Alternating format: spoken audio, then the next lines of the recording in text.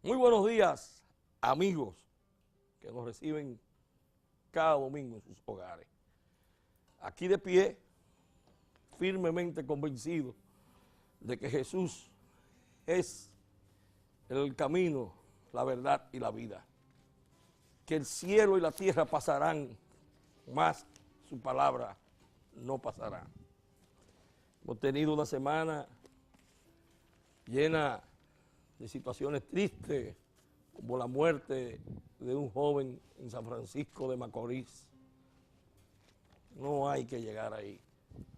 Una familia que ha perdido ese joven y no lo ha perdido la familia directa. Lo pierde el pueblo dominicano. Los líderes tienen que ser líderes orientando a los jóvenes que van a participar en cada uno de los movimientos que por demás tienen razón. Evitar la corrupción es de todo, es del Estado, es de la familia y sobre todo de los funcionarios. Muy buen momento el próximo 16 de agosto para que el presidente cambie a una cantidad de personas que creen que le han regalado las instituciones y que ellos son los dueños de esas instituciones. Muchos no asisten a las instituciones, otros se la han entregado a la secretaria, otros se la han entregado a los familiares. Así no se desarrolla un país. La semana también tuvimos la reunión del excelentísimo señor presidente con lo que le llaman los partidos aliados, que yo creo que con los hijos míos tengo más gente que ellos. Yo reúno mis hijos y tengo más personas que ellos. Y esos son los famosos aliados, que no le aportan nada al país, que no sean instituciones entregadas a ellos. La ley de los partidos políticos es una necesidad nacional. El Movimiento Verde no lo he escuchado todavía hablar de eso. Cuántas cosas buenas tienen ellos, pero la mayoría importante no acaban de decidirse por ponerla en la mano, por ponerla en el escritorio y sobre todo llevarla a la luz de todos y cada uno de los dominicanos de buena voluntad. Qué triste vive mi gente, hombre, en la casa de cartón.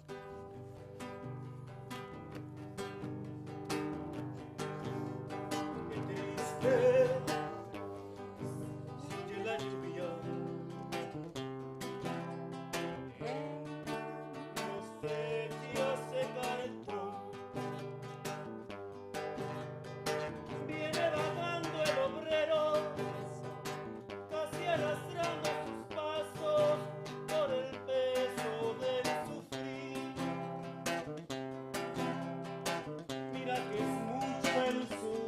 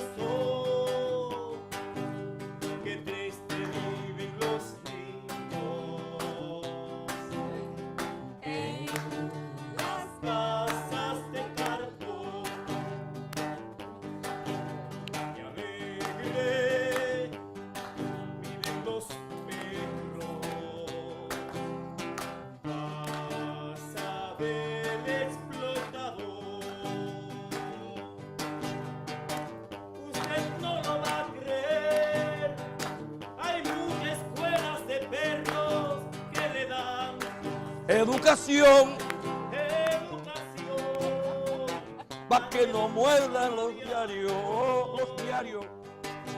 El patrón, hace años, muchos años, se está volviendo a la corrupción.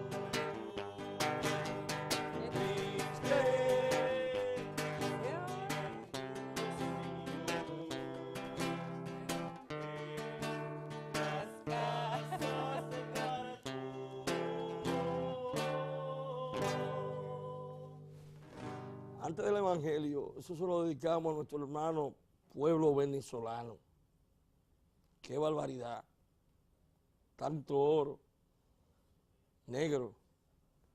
¿Y qué le está pasando a ese pueblo, hermano? La determinación de cada pueblo debe tener el presidente que quiere, no un plátano maduro. Es un plátano maduro, pero con la oración y ese pueblo heroico se le pueden contar los días que le quedan. Nosotros tenemos que lanzar una campaña para que no sigan masacrando ese pueblo. Un loco sin principio, sin valor, sin honor, un loco sin moral, agarrando esos militares que fueron ejemplo de la democracia y hoy están siendo manejados por un hombre que ha destruido las instituciones. Pero cuéntenle los días a partir de hoy. Lo que nunca va a ser posible cambiar es la palabra de Mateo en el día de hoy del Santo Evangelio. Así es, la transfiguración de Jesús. 6 días después, Jesús tomó consigo a Pedro, a Santiago y a su hermano Juan, y los llevó aparte a un monte alto. A la vista de ellos su aspecto cambió completamente. Su cara brillaba como el sol y su ropa se volvió blanca como la luz. Enseguida vieron a Moisés y Elías hablando con Jesús. Pedro tomó la palabra y le dijo a Jesús: Señor, qué bueno es que estemos aquí. Si quieres, levantaré aquí 3 tiendas, una para ti, otra para Moisés y otra para Elías. Estaba Pedro todavía hablando cuando una nube luminosa los cubrió con su sombra y una voz que salía de la nube le dijo: Este es mi Hijo el amado, este es mi elegido, escúchenlo. Al oír la voz, los discípulos se echaron al suelo llenos de miedo.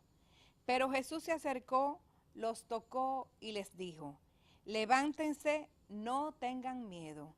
Ellos levantaron los ojos, pero ya no vieron a nadie más que a Jesús. Mientras bajaban del monte, Jesús les ordenó: No hablen a nadie de esta visión hasta que el Hijo del Hombre haya resucitado de entre los muertos. Palabra del Señor. Gloria a ti, Señor Jesús. Bueno. ¿Por qué la transfiguración?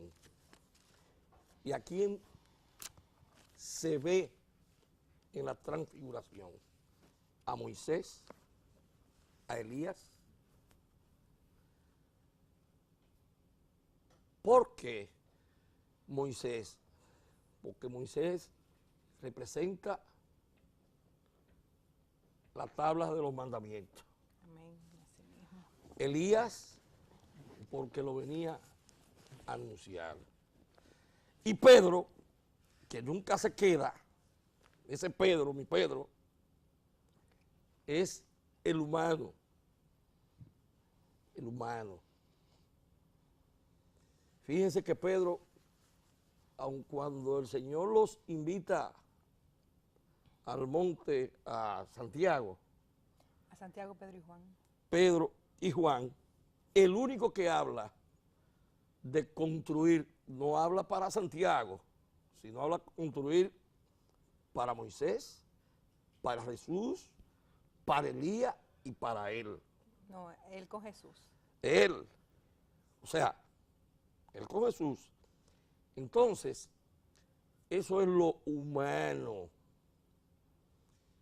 Pero ahí mismo, en el mismo evangelio, dice la palabra, ese es mi hijo amado. El elegido. El elegido. Todavía ellos no entienden lo que está pasando, porque estaban transfigurados. Era transfiguración, era un cambio de la vestidura y de todo. Esa transfiguración de que habla Mateo es el inicio verdadero de lo que iba a pasar. Y le dice a ellos, no cuenten ustedes lo que ustedes han visto. Pero Pedro sigue siendo el humano, sigue siendo el hombre, sigue siendo el que quiere estar, como quiere estar tú, como quiero estar yo, cómodo, tranquilo, allá arriba, con el dinero, con la tranquilidad, con la verja alta donde no entre nadie, con la seguridad. Entonces, luego vamos a ver a ese mismo Pedro que tiene fama, y no tiene fama, sino que no tenía ninguna cultura, porque Pedro lo que estaba era pescando. Pedro lo que tenía era una atarraya, sacando peces. Y ese es el hombre, el primero que la suelta sin pensar, que era el líder, es Pedro que sigue a Jesús. Pero ese mismo Pedro es el que le jura a Jesús que no lo va a abandonar nunca. Y es ese mismo Pedro el que Jesús, que sabía que él lo iba a abandonar, le dice que si lo ama. Y Pedro le contesta, tú lo sabes. Pedro, tú lo sabes, Señor. Cuando se lo dice ya varias veces más, Pedro se siente triste. Se siente triste. No sabía por qué la tristeza, pero sentía la duda del hombre que era como voy a decirlo en términos de ahora, su guardaespaldas, el hombre que estaba de arma a tomar, el hombre que no lo dejaba solo, aunque no fuera el intelectual, aunque no era el intelectual, pero era el hombre que siempre estaba con Jesús. Y en ese mismo orden, porque tengo que hablar de Pedro, porque Pedro es el único que habla, también Pedro es aquel que ya no la transfiguración, sino ya cercándose el momento de llegar, la traición y todo, y hablamos de la transfiguración, pregunta él a los discípulos todos, ya se habían hecho los milagros, ya estaba casi todo consumado. ¿Quién dice la gente que soy yo? Entonces comienzan a variar cada uno. Uno dice que tú eres un profeta, uno dice que tú eres un telépata para traerlo a la fecha. Uno dice que tú eres el Mesías. ¿Y tú, Pedro? Tú eres el Hijo, tú eres el elegido. Eso no viene de ti, Pedro. Eso viene del Padre que te lo ha revelado. Amén. Nos vamos a un cambio.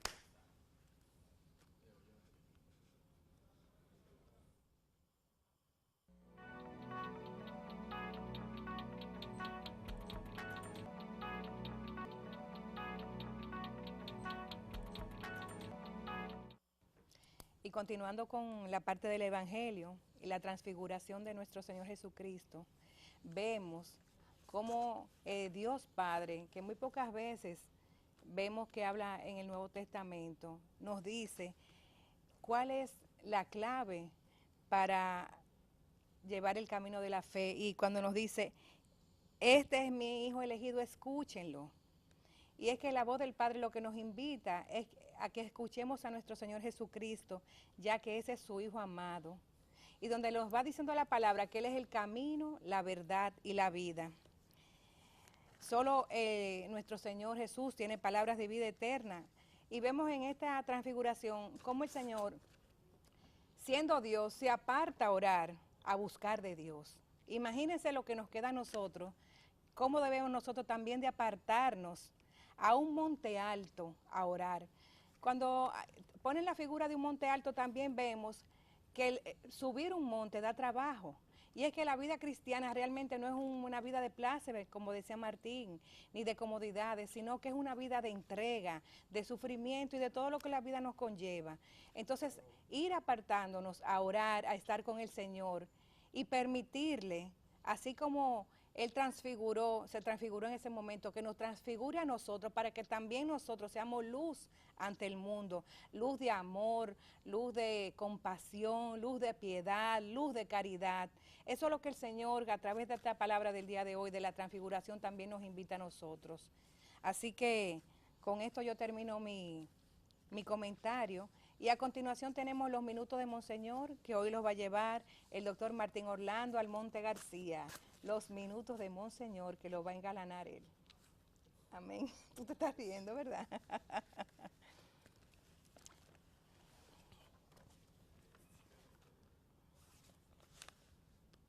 Bueno, los minutos de Monseñor es una sección que es la sección premium de este programa. Pues Monseñor Rivas es el productor general del programa y como Monseñor Rivas es el productor general del programa, siempre ha tratado, siempre quiere de que se lleven asuntos puntuales, de manera que los televidentes puedan disfrutar de un conocimiento totalmente veraz y creíble. Y es por eso que tenemos hoy como invitado a 5 prestigiosos abogados de una institución que se llama Moreca. Esa institución está dedicada al servicio de la protección de los demás colegas abogados, que aun cuanto tenemos el colegio de abogados, que es nuestra casa natural, ellos se han dispuesto a reforzar sin entrar en choque con el colegio de abogados, pero además dar respuesta positiva. Muy buenos días, tenemos al licenciado Osiris Disla, que es el coordinador de Moreca. Van diciendo su nombre cada uno. Licenciado José Guzmán. Ajá. Saúl Reyes. Licenciado Wilson Rondón Nicasio. Licenciado Cristian Reyes. Qué bueno. Fíjense, como ustedes pueden ver, son abogados jóvenes. Y eso nos da a nosotros una gran alegría, que estos jóvenes abogados se han preparado, tienen maestría, todos tienen máster. Quiere decir que no solamente, que no han salido de la universidad para coger la toga, otros son académicos, docentes, como el caso de licenciado Siri, y otros están en el ejercicio permanente. Bueno, tenemos tantos temas que tratar con ustedes y vamos a comenzar de una vez. ¿Qué piensa el licenciado Osiris de las altas cortes y si la elección ha sido correcta o si debieron haberse presentado más candidatos? Bien, buenos días al pueblo dominicano y al programa y al doctor Martín. Mi nombre es Osiris Disla. yo ocupo la función de presidente del Moreca. El Moreca es el Movimiento para el Rescate del Colegio de Abogados. Con relación a la pregunta planteada sobre si la candidatura estuvieron muy limitada o si debió ser más abierta, nosotros entendemos que conforme a la Constitución y conforme a los reglamentos del Consejo Nacional de la Magistratura, todos los jueces de corte, todos debieron ser candidatos elegidos de antemano para ser evaluados. Es decir, si de la Suprema Corte se van a elegir 5 jueces, todos los jueces de corte eran candidatos, a menos que de manera voluntaria alguno dijera que no quería ser candidato. Pero como se iban a elegir de la Corte, debió abrir el espectro y que todos los elegidos fueran de toda la Corte. Es decir, que el procedimiento incluya que todos los jueces de Corte sean candidatos de manera automática, porque lo van a elegir de los jueces de Corte. Esa elección de la Alta Corte en la actualidad, eligieron jueces, algunos de carrera, pero nosotros entendemos que eso no corresponde con el sentir de los jueces de la República Dominicana, aunque los jueces elegidos son buenos también, pero debieron darle la oportunidad a jueces que tienen años y que tienen una pulcritud inmensa en el ejercicio de la carrera. ¿Qué piensa usted del magistrado Vargas, que aunque no es juez de corte, sino que es juez de la instrucción, de esa renuncia a su elección para postular, para ser elegido como juez? Bueno, en el caso del magistrado José Alejandro Vargas, que es juez coordinador de los juzgados de la instrucción del Distrito Nacional, yo he resaltado en algunos escritos míos la respuesta elegante que le dio el Procurador General de la República, el doctor Jean Alain Rodríguez, cuando le explicó a él que ni él ni el Consejo había conspirado contra su candidatura, sino que era el resultado de un escalafón. El magistrado Vargas es un buen juez, pero en ese momento se estaban eligiendo jueces para la Suprema Corte y la jerarquía de la carrera judicial implica que los elegidos sean de la Corte, a menos que no sea en el Tribunal Superior Electoral, que él también tenía su candidatura para eso, pero entonces él tenía que decidir. Si iba a la Suprema Corte, el hecho de que fuera objetada su candidatura en ese aspecto estuvo bien, y el hecho de que él decidiera no correr, pues yo lo veo muy bien, porque parece que él tenía la percepción de que no iba a ganar. Y cuando uno tiene la percepción de que no va a ganar, entonces uno renuncia. Sí. Miren, recientemente se le hizo una reforma a la antigua ley 7200.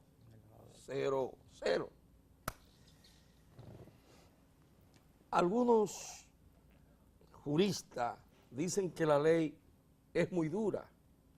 Otros empresarios dicen que habrá que hacerle alguna reforma. Para el licenciado Cristian Reyes, ¿qué piensa usted de esa reforma, de la nueva ley? Bueno, ciertamente que estamos ante una modernización de algún modo de las leyes y una sociedad que exige que las cosas vayan evolucionando. Realmente que, al igual que muchos juristas han planteado de que esa reforma, la ley 72, un poquito, si se puede decir, exagerada, porque obliga a algunas instituciones y a algunos profesionales a declarar o a romper lo que se llama el secreto profesional de muchos profesionales y de muchas instituciones. Nosotros creemos que se debe tomar en cuenta hoy en día esa veracidad de la ley. En ese sentido, nosotros hacemos un llamado desde el Moreca para que se tomen en cuenta esos parámetros de la ley de alguna manera exagerada, para que de alguna manera tenga una compatibilidad con la realidad y con la costumbre que ha tenido de alguna forma el bien común y la bien profesionalidad de los profesionales. Licenciado Osiris, tenemos un caso que es la epidemia y pandemia, que yo pienso que a todos ya se nos está pegando, que es el famoso caso Odebrecht. Se han sometido a la justicia o no se han sometido, porque todavía no hay, aunque parezca un sometimiento definitivo, el mismo Procurador General de la República ha pedido plazo porque lo ha encontrado complejo. ¿Qué piensa usted del cambio de la medida de coerción que han pedido algunos o la gran mayoría de los que estaban guardando prisión y el caso de Castellano que acaba de llegar y que el mismo juez lo pone en libertad? O pone con garantías económicas, claro. Bien, ese caso Odebrecht es un caso muy complejo y más complejo que lo que la persona piensa. Ese es el único caso que se ha declarado complejo 2 veces. Antes de que el caso fuera sometido y judicializado, ya el magistrado juez, Alejandro Vargas, por cierto, emitió un auto declarando complejo el caso Odebrecht antes de que fuera apoderado el tribunal del caso. Y nosotros teníamos el concepto de que los casos complejos solamente cuando se conoce la medida de coerción se solicita al juez que se ordene la complejidad del caso o cuando el caso ha sido judicializado. Con relación al juez que conoció la medida, el magistrado Ortega, que es de mi pueblo, de la provincia de Hermanas Mirabal, es un juez decente, un juez honesto, pero se le fue la mano al ponerle a todos imputados, a esos imputados, prisión preventiva. Era necesario hacerlo desde el punto de vista social, porque eso es un derecho penal del enemigo. Había que ponerle medida de coerción consistente en prisión preventiva a todo, porque la gente lo que quería era sangre, y el mismo presidente lo dijo en cierta ocasión. Ahora, cuando ya el caso pasa de la mano de un juez unipersonal a los jueces de corte, que en este caso, como los imputados algunos tienen jurisdicción especial, el Código Procesal Penal contempla un procedimiento especial que la apelación lo conoce la Cámara Penal de la Suprema Corte de Justicia. Y ya los magistrados Miriam Germán, Hirohito Reyes, Terence Eslan Casanova, un grupo de los que conforman ese tribunal, han dicho que ahí no hay caso. Y ellos no se han adelantado a los acontecimientos. El caso, por ejemplo, de la magistrada Miriam Germán, que es una mujer de mucho respeto, yo pienso que ella no debió haberse referido al caso como se refirió y haber dejado que fuera el juez que estaba llevando, que estaba conociendo del cambio de medida. Yo pienso que eso no le tocaba a ella referirse a eso. Lo que pasa es que cuando se conoce una apelación de medida de coerción, el juez tiene el control sobre el juez que dictó la primera decisión. Y el juez que dictó la primera decisión la dictó en base a fenómenos sociales del momento. La Marcha Verde, los movimientos que estaban ahí, que querían un procedimiento y se hizo el procedimiento. Pero esa corte no tenía que actuar de acuerdo al pensamiento de la Marcha Verde. Pero Miriam Germán ha cometido no solamente ese error, sino varios. Porque Miriam Germán envió una carta antes de que el proceso iniciara, diciendo que ella era amiga de Díaz Rúa y que tenía alguna relación amistosa y que ella se inhibía, que no la tomaran en cuenta y después de manera sorpresiva aparece dirigiendo el caso. O sea, yo entiendo que cuando un juez se inhibe ya no debe seguir conociéndolo. Pero esos son errores puramente personales, pero en el aspecto procesal ella tenía la razón. Oigan bien, hay que separar los errores personales de la inhibición a destiempo, de la conversación y a destiempo, pero en sentido legal, los jueces que variaron la medida tenían la razón. Las delaciones de Brasil, que en Brasil se llaman delaciones, aquí se llaman chismes, o aquí le dicen chisme, otro cuando se trata de servicio de inteligencia militar le dicen que son notas de inteligencia, como le llaman notas policiales, los policías, pero las delaciones, hacer un proceso en base a que una persona dijo que le dio un dinero a otro, cuando había tanto tiempo para investigar. Y no, en derecho no es el fardo de la prueba lo que garantiza o penaliza, o es por el rumor público. No, en materia jurídica, los procesos se pueden abrir hasta por el rumor público, los procesos. El Ministerio Público puede abrirlo la por investigación. la investigación. Pero una cosa es abrir una investigación y otra cosa es que esa investigación reúna mérito para solicitar medidas de coerción en virtud de lo que establece el artículo 226 y siguiente del Código Procesal Penal. Pero en base a rumores no se solicita medida de coerción. Pero si yo hubiera sido el Procurador General de la República, en lo personal hubiera hecho lo mismo que él. porque el procurador tenía que solicitar algo antes de que el país explotara. Ese es su trabajo, ok. Vamos a hablar ahora con José Guzmán. ¿Qué piensa José del fardo de la prueba? El fardo de las pruebas. Las pruebas se deben tomar en cuenta de dónde vienen.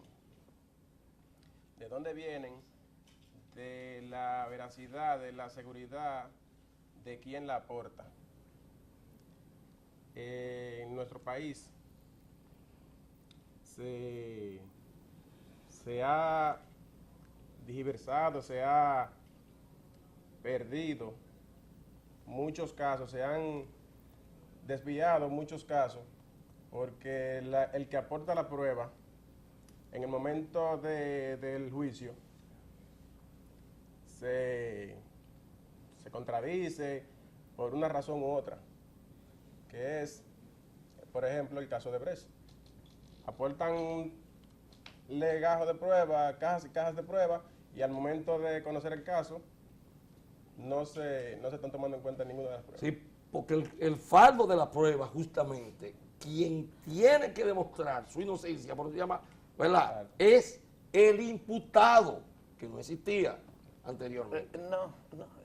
Tiene que, o sea, el Ministerio Público hace la acusación, pero el imputado tiene que demostrar ahora Inocencia. su inocencia. Yo ¿Y quiero- cómo lo demuestra su inocencia? Tiene que demostrarlo con las pruebas que él aporta, que son las que van a anular, A destruir. a destruir, muy bien, lo que el Ministerio Público aportado. ha aportado o cualquier abogado que haya llevado una acusación. Yo quiero decir algo sobre el fardo de la prueba, si es posible.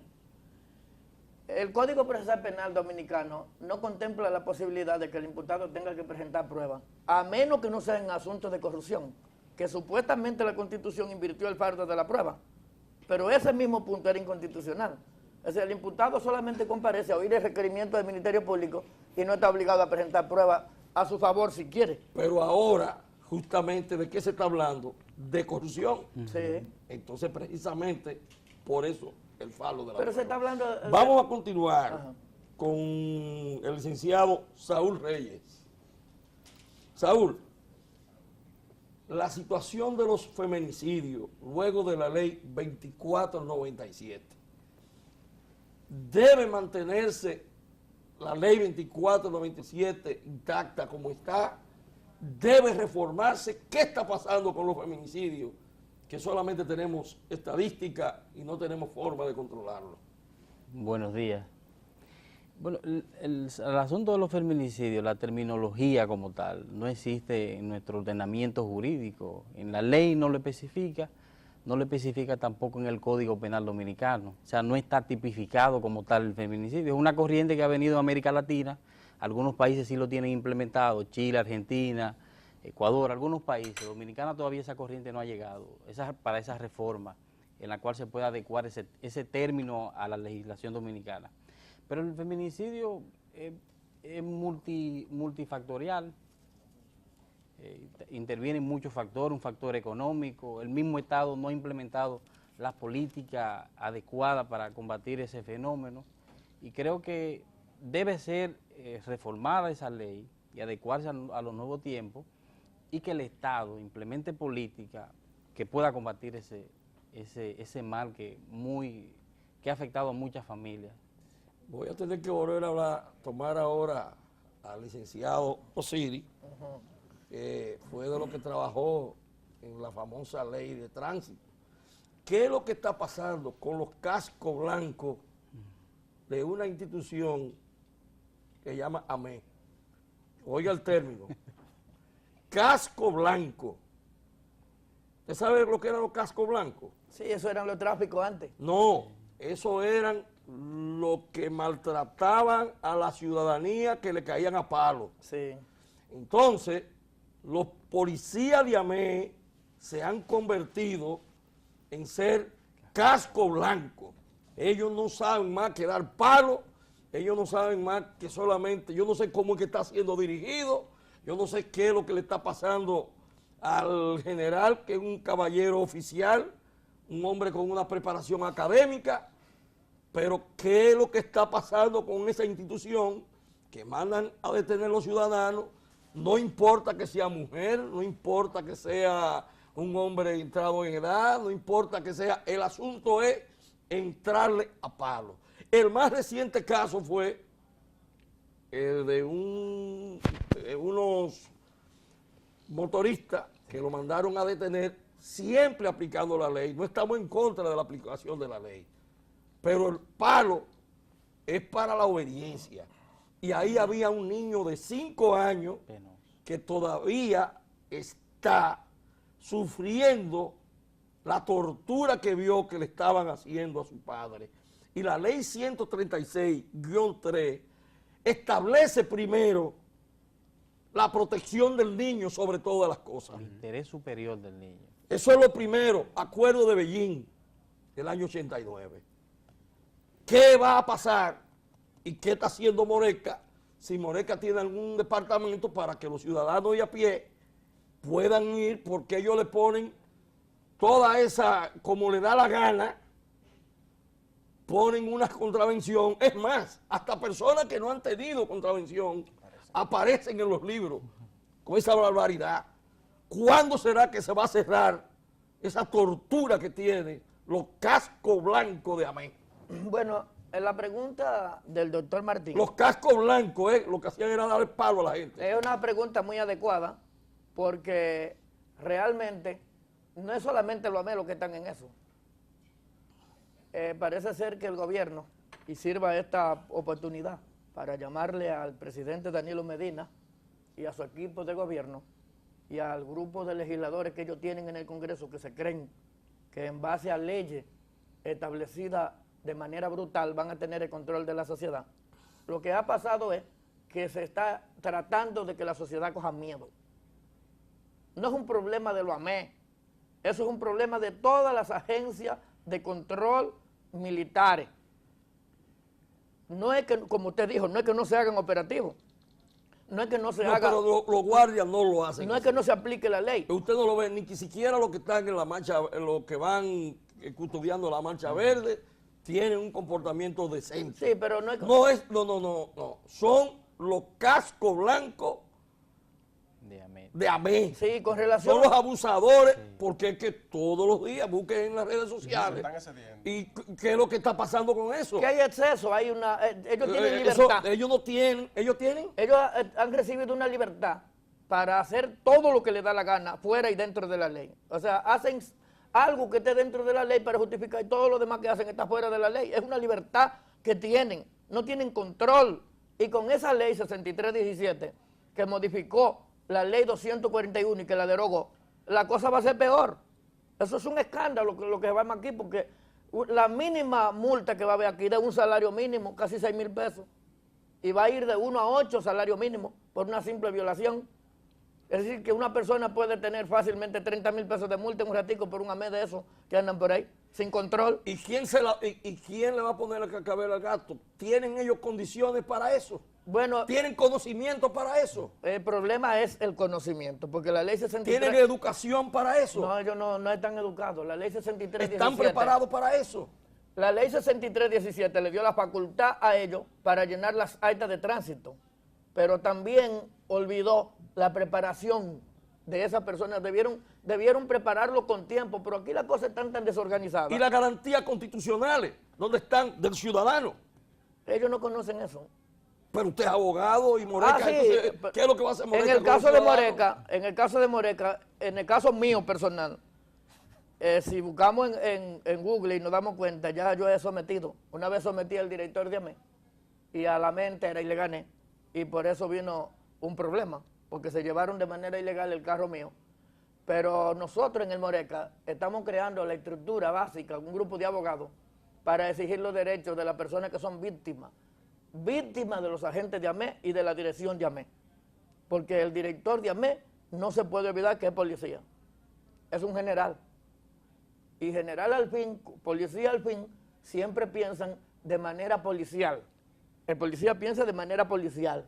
A veces olvida el bienestar social. Y el policía no está para cuidar los ciudadanos y las propiedades. Sí, pero todo eso ellos lo hacen. El problema son los excesos, porque tampoco podemos decir que está todo perdido. No, ese término yo no lo he dicho. Exacto. Ellos hacen eso. Esas son las cosas buenas que hacen, que son muy mínimas, pero todas las demás son malas. ¿Y el tránsito cómo lo hacen? El tránsito de la República Dominicana desde hace año y medio es un caos total. Para más decir, el gobierno no ha tenido política de tránsito en el último año y medio. No ha habido política de tránsito en la República Dominicana. Eso es un caos total. A cualquier hora que usted sale encuentra unos conos. De hecho, al director de AME le dicen el general de los conos. Entonces, aparte de los cascos blancos, ahora tiene el general de los conos. Sí, porque eso es cono por donde quiera. Aquí no se puede caminar Pero feliz en ¿cómo esta República si le Dominicana? pone una ñ y dice otra cosa? Bueno. Así que dice la gente, Sí. palo y conos y la ñ. Sí. Mire, vamos a hablar ahora con Wilson, el que no ha podido hablar, no le hemos dado la oportunidad. Sí. Wilson, la ley 5088, ¿está usted de acuerdo con que a los adictos se sigan sometiendo a la acción de la justicia por usar un tabaquito de marihuana y lo metan preso 6 meses, 8 meses? Usted como joven, ¿qué piensa de eso? Buenos días, ante todo. Yo pienso que, de acuerdo a cómo van la situación en este país, se debe de tomar las medidas necesarias. ¿En qué sería la medida necesaria? Que tenemos una DNCD, tenemos una FEDELU, que es la Federación de Lucha contra la Droga, tenemos el Consejo de Droga. Entonces, esas instituciones tienen que velar por la debida charla, la debida adecuación en los sectores, los barrios, las escuelas, la cancha, los clubes deportivos. Es decir, llevar una política de educación a los barrios donde no están siendo orientados. Entonces, con relación a esas personas que a veces, esos adictos, a veces son problemas emocionales, económicos, de familia, y son situaciones que ellos pueden salir de ahí, pero tienen que tratarse aquí de readecuar. Mira, la sociedad. Esa exposición tuya es brillante, pero Moreca, el programa en pocos minutos y se acabó. Señores, vamos a terminarlo siempre con la herencia moral que nos dejó San Juan Pablo II y lo invitamos para el próximo domingo a tratar temas un poquito más amplios, de manera que la ciudadanía pueda seguir teniendo conocimiento y sepa que hay una institución que lo defiende. Pero jamás podíamos terminarlo sin la herencia moral de San Juan Pablo II cuando dijo, vamos a construir un mundo donde no haya gente tan rica que no necesite nada y tan pobre que lo necesite todo. Muchas gracias. Hasta el próximo domingo, si Dios y ustedes así lo quieren. En el mundo no habrá paz